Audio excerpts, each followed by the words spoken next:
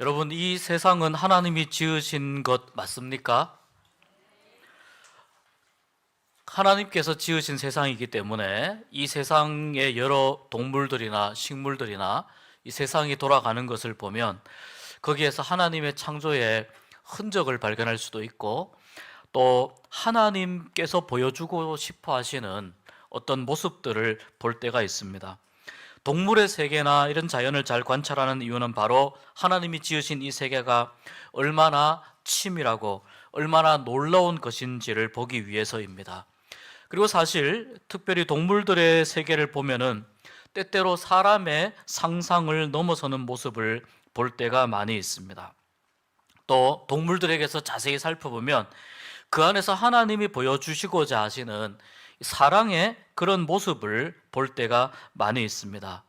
물론 이 뻐꾸기처럼 남의 둥지에 알을 낳는 그런 새들도 있긴 있습니다. 이것을 탕란이라고 하는데, 이 또한 이 뻐꾸기의 남다른 모성애가 작용하기 때문입니다.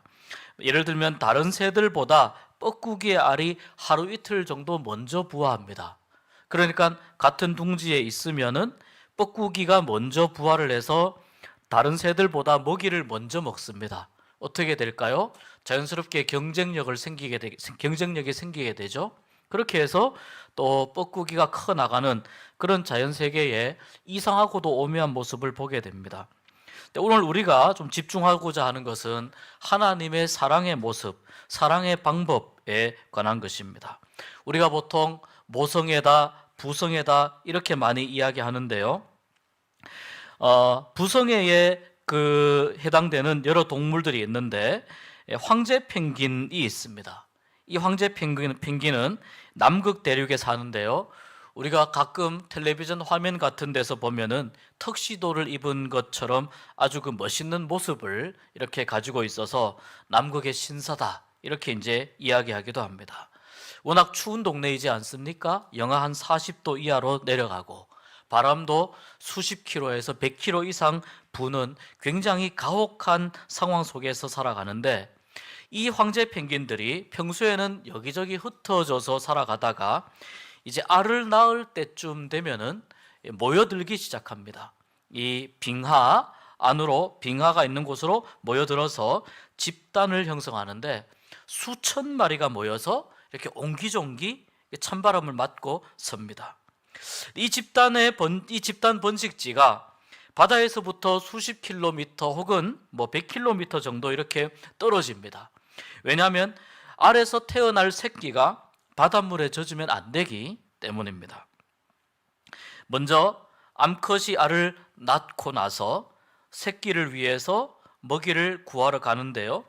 그 사이에 수컷이 이 알을 발등에 있는 주머니에 올려놓고 자기의 깃털로 이렇게 감싸주면서 따뜻하게 해서 알이 부화를 합니다.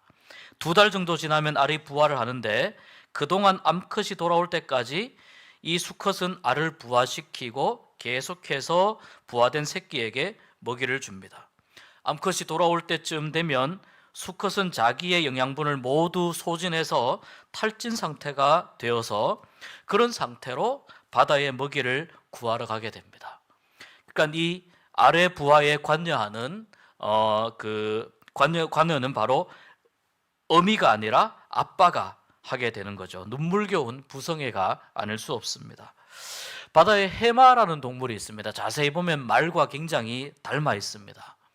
이 해마도 굉장히 특이하게 새끼를 부화시키는데, 해마의 수컷이 수정된 알을 임신합니다.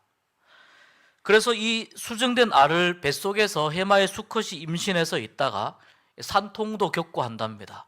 몸이 뒤틀어지는 아픔도 겪는데, 이제 이 새끼들이 부화되어서 조그마한 새끼들이 몸 밖으로 나올 때, 그때 1000마리 이상의 새끼가 몸 밖으로 빠져나오게 됩니다. 그런데 이 과정 속에서 암컷이 아닌 수컷이 부화된 새끼를 출산하게 됩니다. 부성애입니다. 부성애의 대명사는 뭐니 해도 가시고기에게서 우리가 볼 수 있습니다. 가시고기는요, 등에 뾰족한 가시가 이렇게 나 있어서 가시고기라고 합니다. 지구상에 다양한 가시고기가 있는데 우리나라에도 가시고기가 있습니다. 그런데 그 중에 큰 가시고기는 수컷이 이제 번식기가 되면 집을 만들고 암컷을 부릅니다. 둥지를 잘 지은 수컷을 보고 암컷이 다가와서 알을 낳고 수정을 하고 난 다음에 암컷은 그 둥지를 떠납니다. 그러면 이 둥지를 알이 부화할 때까지 수컷이 지킵니다. 불순물이 들어가면 청소하기도 하고 또 가슴 지느러미로 이렇게 부채질을 해서 신선한 공기를 공급하기도 합니다. 외부의 침입자가 오면은 필사적으로 싸우면서 정성을 다해서 그 둥지를 지킵니다. 그런데 이 새끼가 다 부화할 때까지 수컷이 아무것도 먹지를 못합니다. 알이 부화해서 이제 둥지를 떠날 때쯤 되면, 그때가 되면 수컷은 아무것도 먹지 못하고 알을 계속 지키느라 지쳐서 기력이 다해서 그만 새끼들 옆에서 죽음을 맞이하게 됩니다. 이 가시고기 새끼들은 알에서 부화한 이후에 옆에 보니까 아빠가 죽어 있는 겁니다. 가시고기 새끼들은 둥지를 지키다가 죽어간 그 아빠 가시고기의 사체를 뜯어 먹습니다. 그리고 그 아빠의 고기를 뜯어 먹으면서 영양분을 얻고 독립할 힘을 얻게 됩니다. 알이 태어날 때까지 새끼를 지키고 죽어서도 새끼를 위해 자기의 모든 것을 내어주는 이 가시고기의 부성에는 하나님의 사랑을 참 많이 닮았습니다. 하나님은 어떤 분이시냐면 우리가 고백한 대로 이 세상 천지 우주 만물을 지으신 분입니다. 또 한 가지 하나님은 어떤 분이시냐면 인간을 사랑하기로 작정하신 분입니다. 인간이 어떤 존재이든지 상관없이 내가 하나님께 좋은 일을 했든지 내가 하나님의 속을 썩이는 존재이든지 사람이 어떤 존재이든지 상관없이 하나님은 사람을 사랑하기로 작정하신 분입니다. 여러분, 사랑은 감정만으로 되는 것이 아니라는 것을 우리가 잘 알고 있습니다. 젊은 신혼부부들이 서로의 매력에 반해서 만나서 뜨겁게 사랑을 하지만 시간이 지나면 점점 이제 그 뜨거웠던 사랑이 식어지게 되죠. 왜냐하면 사랑의 유통기한이 있기 때문입니다. 남녀가 만나서 한눈에 반해서 사랑을 할 때 뇌에서 호르몬이 분비가 된다고 하는데요. 그 호르몬이 페닐에틸아민이라는 성분입니다. 이것은 이 마약과 같은 그 기능이 있어가지고 뇌의 기능을 마비시킵니다. 그리고 구름에 붕 뜬 것과 같은 좋은 기분을 가지게 합니다. 실제로 어떤 사람을 만나서 한눈에 반했을 때 또는 뜨겁게 사랑을 할 때 그런 경우에 옆에서 지켜보면 어떻습니까? 나사가 약간 빠진 것 같습니다. 제정신이 아닌 것 같습니다. 정신줄 놓은 것 같아요.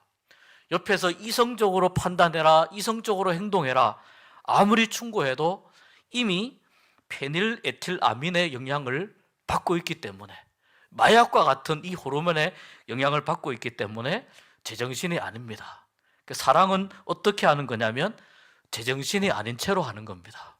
그것이 사랑입니다. 이 페닐에틸아민 때문에 그래서 콩깍지가 씌이고 이성이 마비가 됩니다.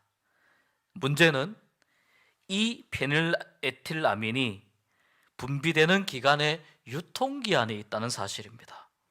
보통 평균 잡아서 2년 정도 분비가 된다고 합니다. 전문가들에 따라서 30개월 혹은 3년까지 보기도 하는데요. 경우에 따라서는 3개월 만에 끝나기도 한다고 합니다. 둘이 동시에 불꽃이 튀었다가 3개월 만에 끝나면 어떻게 됩니까? 그때부터 이 페닐에틸아민이라고 하는 이 호르몬, 약물에 쩔어 있던 뇌가 이제 정신을 차리기 시작합니다. 콩깍지가 벗겨지는 시간이 오는 거죠. 이때가 되면 이제 이성적으로 생각하게 되고 합리적으로 생각을 하게 됩니다. 내가 제정신이 아니었구나.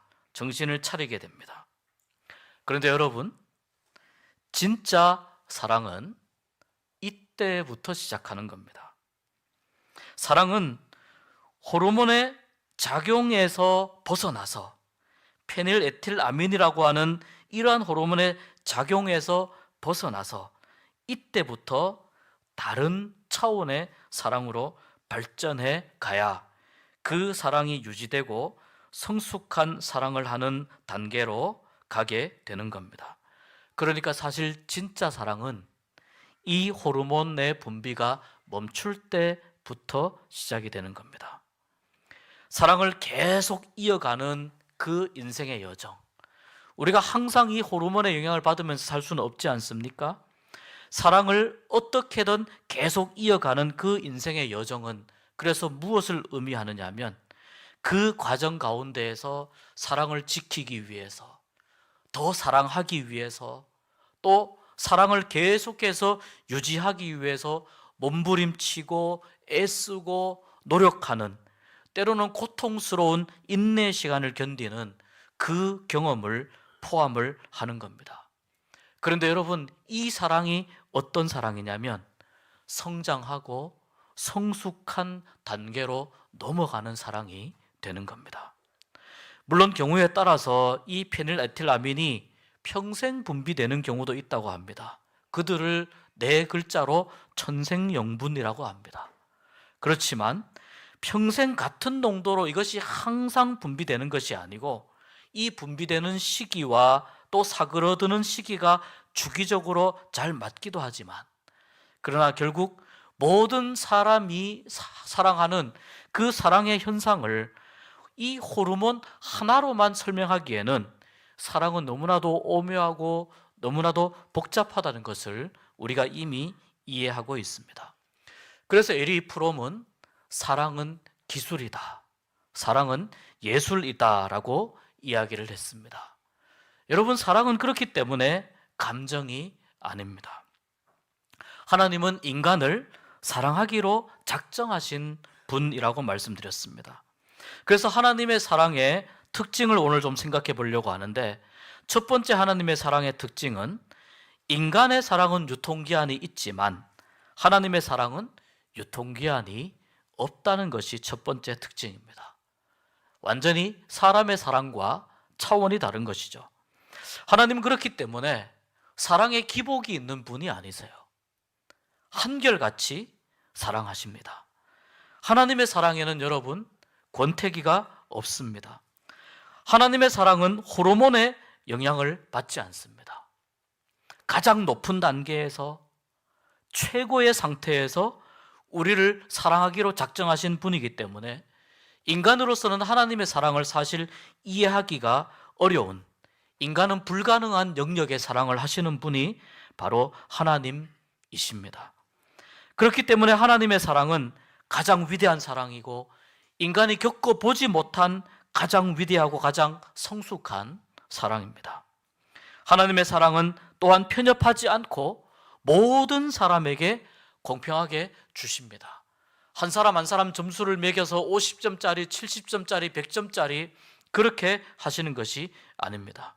예수님께서 마태복음 5장 43절에서 45절에 이렇게 말씀했습니다. 또 내 이웃을 사랑하고 내 원수를 미워하라 하셨다는 것을 너희가 들었으나 나는 너희에게 이르노니 너희 원수를 사랑하며 너희를 박해하는 자를 위하여 기도하라.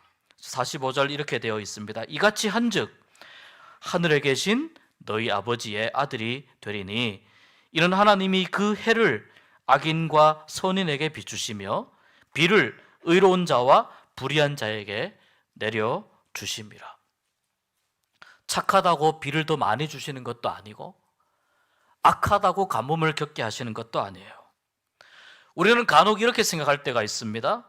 왜 악인의 삶이 더 잘 될까? 저 사람은 굉장히 못된 사람이고 악한 사람인데 왜 악한 사람의 농사가 더 잘 될까? 악한 사람이 왜 더 많은 돈을 벌고 더 잘 사는 것 같을까? 하나님이 악인에게도 비를 주시고 때를 따라 햇빛을 주셔서이기 때문이지 그 악인이 잘해서가 아닙니다.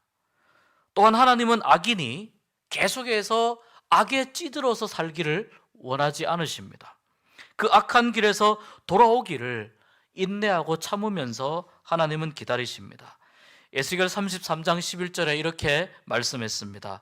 너는 그들에게 말하라. 주 여호와의 말씀이니라. 나의 삶을 두고 맹세하노니, 하나님의 말씀이에요. 나는 악인이 죽는 것을 기뻐하지 아니하고 악인이 그의 길에서 돌이켜 떠나 사는 것을 기뻐하노라. 이스라엘 족속아, 돌이키고 돌이키라. 너희 악한 길에서 떠나라. 어찌 죽고자 하느냐 하셨다 하라. 우리가 왜 아직도 목숨을 부지한 채 살아있는지 아십니까? 악인이 그 악한 길에서 떠나 돌이키기를 원하시는 이 하나님의 사랑이 모두에게 똑같이 적용되기 때문입니다. 악인에게도 기회를 주시는 하나님의 사랑 때문입니다. 여러분, 우리 자신을 한번 생각해 보십시오. 우리가 적어도 의인 쪽에 속하는 사람은 아니지 않습니까? 나는 내가 얼마나 악하게 사는지 잘 알고 있습니다. 우리는 단지 나의 그 악한 모습을 잘 포장하고 잘 위장하면서 살 뿐이지, 우리는 본질적으로 악한 사람들입니다. 그런데 우리가 우리의 악을 따라서 하나님이 심판하시고 처벌하시면 우리가 지금 목숨을 부지하고 살 수가 있습니까? 한 명도 그럴 수가 없습니다. 그런데 우리가 지금 살아있는 겁니다. 왜 살아있습니까?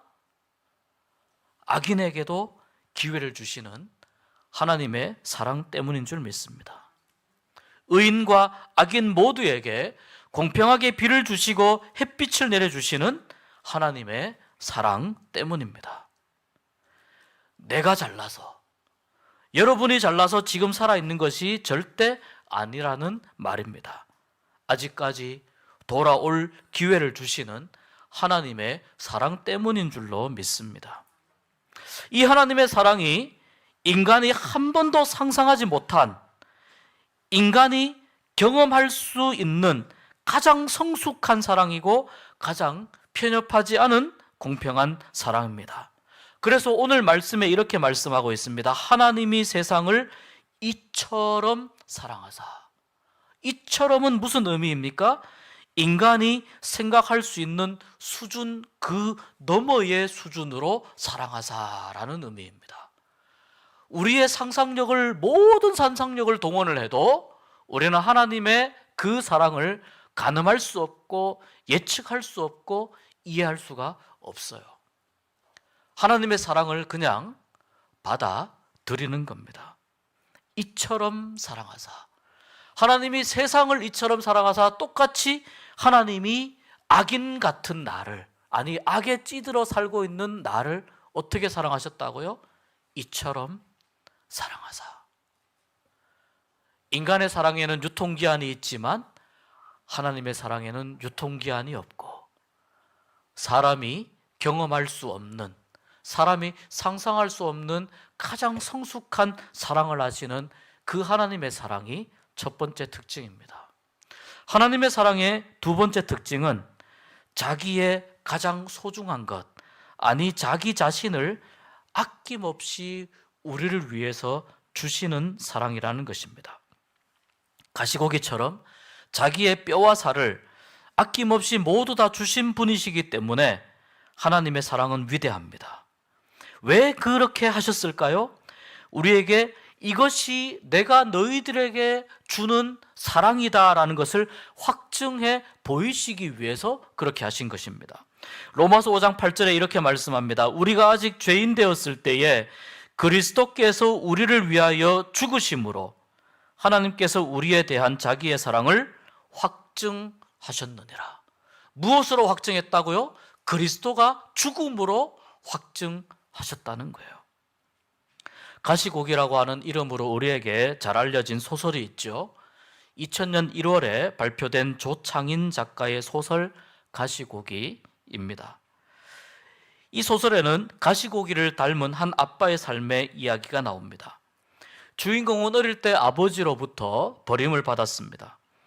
아버지가 이제 더 이상 경제활동을 할 수 없어서, 자녀를 양육할 수 없어서 아들을 데리고 짜장면집에 갑니다.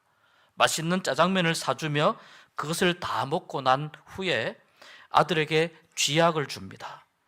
함께 먹자라고 합니다. 이 아들은 다행스럽게 이것이 쥐약이라는 것을 알고 있었습니다. 그리고 쥐약 먹기를 거절하자 그 아버지는 자신을 버리고 떠났습니다. 이 아버지에 대한 아픈 기억을 주인공이 가지고 있습니다. 나는 아버지처럼 살지 말아야지. 그런데 이 주인공에게 사랑하는 아들이 있는데요. 어릴 때 아내와 이혼을 했습니다. 혼자서 아들을 정성스럽게 사랑을 다해서 키웠습니다. 돌보았습니다. 그런데 그만 그 아들이 백혈병에 걸리게 됩니다. 주인공은 아들을 고치기 위해서 자신이 가진 모든 돈을 다 털어놓고 모든 방법을 다 찾습니다. 심지어 자연치유의 방법으로, 자연요법으로 치유가 된다고 해서 강원도 정선군의 어느 시골에서 살기도 하는데 다시 병이 재발해서 병원에 입원하게 됩니다. 아들을 고칠 수 있는 유일한 방법이 골수 이식이라고 하는 길밖에 없어서 이 아들과 맞는 골수를 찾게 되는데 그 찾는 과정도 어렵고 뿐만 아니라 이 수술 비용을 감당할 형편이 못 되었습니다. 돈을 구하기 위해서 사방팔방으로 뛰어다닙니다. 자신에게 있는 재주를 가지고 돈을 벌려고 애써봅니다. 결국 충분한 자금을 마련하지 못합니다. 주인공은 결국 자기의 신장을 팔아서 아들의 수술비를 마련하기로 결심합니다. 그리고 신장을 팔기 위해서 의료 검진을 하던 중에 그만 자신이 간암 말기 환자라는 사실을 알게 됩니다. 결국 간 때문에 신장의 상태도 좋지 않아서 신장 매매도 불가능하게 됩니다. 각막 매매도 생각해 보았는데요. 이 또한 불가능하게 됩니다. 그러던 중에 신약을 실험하는, 아직 안전성이 보장되지 않은 신약을 실험하는 임상시험 테스터가 되면 돈을 받고 수술 비용을 마련할 수 있다는 말을 듣고 효능이 확인되지 않은 신약 임상시험 환자가 되어서 그 약을 복용하던 중에 점점 몸이 더 망가지게 됩니다. 결국 주인공 또한 간암으로 인해서 또한 이 임상시험 테스터를 하면서 몸이 만신창이가 되고 살 날이 얼마 남지 않게 됩니다. 그러던 와중에 겨우겨우 수술비를 마련을 해서 맞는 골수를 찾아서 아들은 골수 이식 수술을 받고 빠르게 몸이 회복되면서 완치의 가능성을 높입니다. 그때 이 아들에게 예술적인 재능이 있다는 것을 확인한 이혼한 전 부인이 나타납니다. 그리고 아들을 자신이 사는 프랑스로 데려가겠다고 하는 말에 아버지는, 주인공은 고민하다가 내가 어차피 살 날이 얼마 남지 않았으니 아들을 친엄마에게 보내주기로 결정합니다. 여러분, 부모와 자식 사이에는 서로만 아는 특별한 몸짓이나 사인이 있습니다. 이 주인공의 아이는요, 자기가 마음이 힘들 때 아빠의 귀를 이렇게 만지면 마음이 편해지는 것을 느껴요. 그래서 이제 아버지를 마지막으로 만나는데 엄마를 따라서 가야 되는데 이 죽음을 앞둔 아버지는 아들이 다가와서 자기의 귀를 만지고 싶어 하는데 그렇게 되면 다 죽어가는 자기의 모습을 보이게 되니까 아들하고 저만치 거리가 떨어져서 아빠 귀 만지고 싶어요라고 이야기하는데도 그 아들의 부탁을 냉정하게 거절합니다. 아빠가 죽어가는 것을 알리기 싫은 것이고 보여주기 싫은 것이죠. 이제 엄마를 따라서 비행기를 타고 떠나면 아이를 더 만날 수가 없고 더 볼 수도 없습니다. 그 아이를, 나의 모든 것을 다 쏟아부어서 사랑했던 아이를, 내 몸이 부서져도 내가 죽어도 이 아이만큼은 살려야 되겠다고 그렇게 몸부림쳤던 아이를 한 번만 더 안아주고 싶고, 한 번만 더 아이의 얼굴을 만지고 싶고 머리를 쓰다듬어 주고 싶지만 눈물을 삼키며 매정하게 돌아서서 아이의 부탁을 거절하고 엄마를 따라서 프랑스행 비행기에 태워보냅니다. 그리고 주인공은 쓸쓸하게 자기의 생을 마무리합니다. 아버지의 사랑을 느낄 수 있는 눈물 겹도록 아름다운 소설이었다는 생각이 듭니다. 저는 이 소설을 읽으면서 가시고기보다는 하나님이 생각이 났습니다. 내가 신앙을 가진 사람이고 목회자여서가 아니라 하나님께서 인간에게 베푸신 사랑이 이러한 사랑으로 표현될 수 있지 않을까 하는 생각 때문입니다.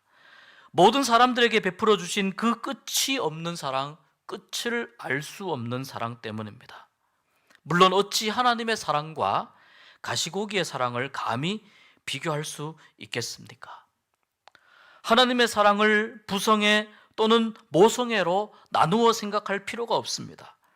왜냐하면 이 땅에 하나님이 함께 하신다는 사실을 알게 하시기 위해서 어느 글에 보니까 하나님이 어머니를 보내주셨다, 어머니라는 존재를 주셨다, 그런 글이 있고, 또 하나님은 하늘 아버지이시고 우리에게 주실 수 있는 최고의 사랑을 주신 분이시기 때문에 하나님의 사랑이 부성애이냐 모성애이냐 별로 중요하지 않습니다. 우리에게 주신 하나님의 사랑은 바로 예수님을 이 땅에 보내셔서 우리를 위해서 죽게 하신 그 사랑으로 충분하다는 것입니다. 차고 넘친다는 것입니다. 예수님을 이 땅에 보내셔서 우리를 위해서 죽게 하셨다는 말은 바로 자기 자신을 죽이셨다는 뜻입니다. 죄의 대가로 반드시 죽어야 하는 인간이었기 때문에 이 죽음을 이겨낼 수 있는 유일한 방법은 누군가가 죽음과 싸워서 승리하는 길밖에 없었습니다. 예수님만 하실 수 있는 길이었습니다. 그리고 그 죽음의 자리에는 나의 목숨을 살리기 위해서 대신 지불해야 할 목숨값, 재물이 필요했는데 그 목숨을 선뜻 내어놓은 분이 누구냐? 예수님이었다는 겁니다. 예수님이 자기의 목숨을 내어주고 내 목숨을 살려주신 겁니다. 그러니까 여러분, 우리는 예수님의 목숨값으로 살아가는 사람들입니다. 이것이 공짜입니까? 그냥 주신 것이죠. 공짜가 아닙니다. 그냥 거저 주신 이 사랑 안에 담겨 있는 생명과 구원을 하나님은 자기를 죽이면서 우리에게 거저 주시기 위해서 그렇게 하신 것입니다. 십자가에 달려서 죽어가시면서 예수님은 살이 다 찢어지고 피와 물을 남김없이 흘려야만 했습니다.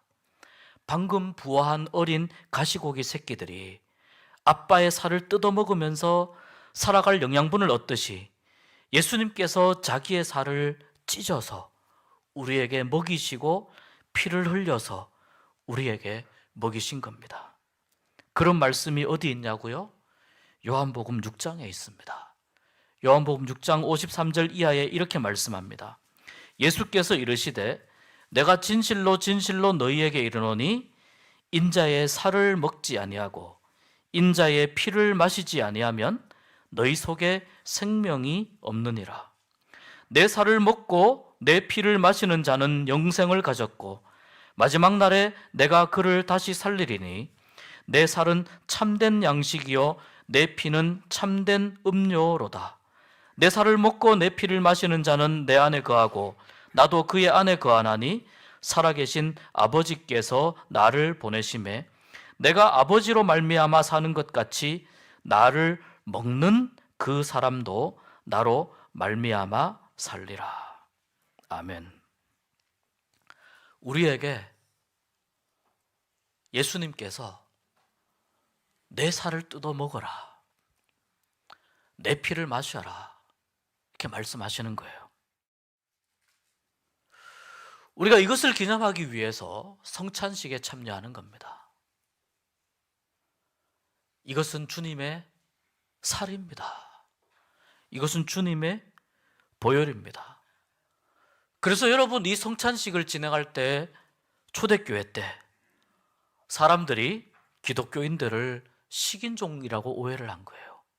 진짜 사람의 살을 뜯어먹고 사람의 피를 마신다, 이렇게 오해한 거예요. 우리가 지금 용서받고 하나님의 사랑을 누리며 살고 있는 것은 내가 예수님의 살과 피를 먹고 마시는 것과 같은 것이라고 생각해야 됩니다. 내가 무슨 힘으로 살아갑니까?